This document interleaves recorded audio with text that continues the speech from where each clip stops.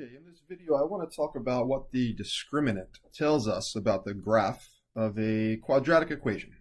Okay, so let's start out with a generic quadratic function of the form y equals ax squared plus bx plus c.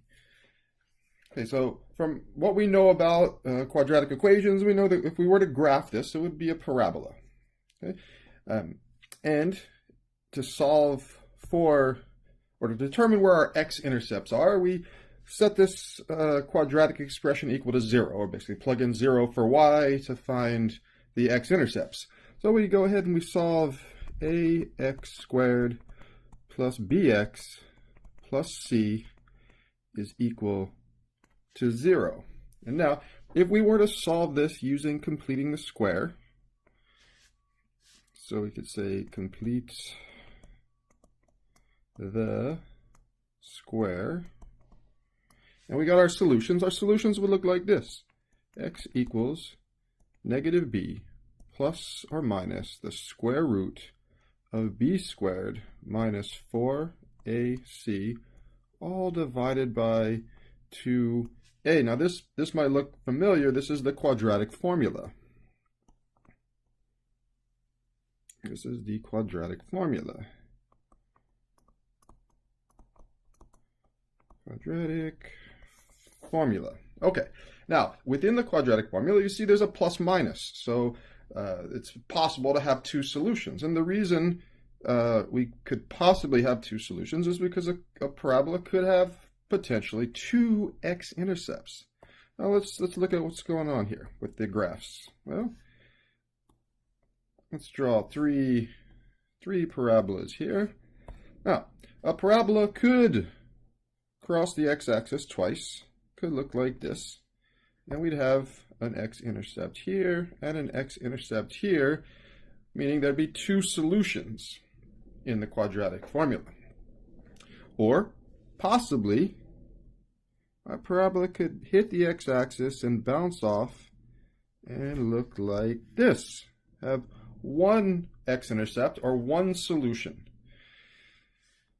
The third option is the parabola could be maybe up here and have no x-intercepts. So it's possible to have 0, 1, or 2 x-intercepts, or 0, 1, or 2 solutions from the quadratic formula. Now, the connection between the number of x-intercepts and the quadratic formula is right here, underneath the square root.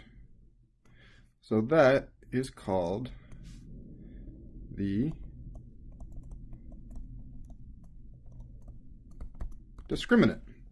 Now, since we're only looking at real solutions, we're not considering imaginary numbers, so we can't take the square root of a negative number. So what could happen is, if the discriminant is positive,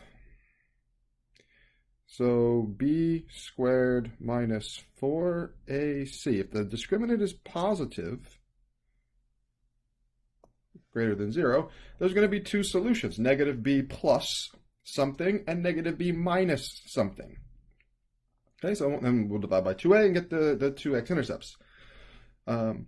If b squared minus 4ac is equal to 0, b squared minus 4ac is equal to 0, then up here in the quadratic formula, we'll have negative b plus 0 and negative b minus 0. So plus 0 and minus 0 is the same thing. So in that case, we only have one solution, or one x-intercept. And finally, if the discriminant is negative, b squared minus 4ac is less than 0, or negative, then we're taking the square root of a negative number, which does not exist. Again, we're not considering imaginary numbers, we're only considering real numbers, and in the field of real numbers, the square root of a negative number does not exist. So, in that case, we would have no solutions to the quadratic formula, or no x-intercepts.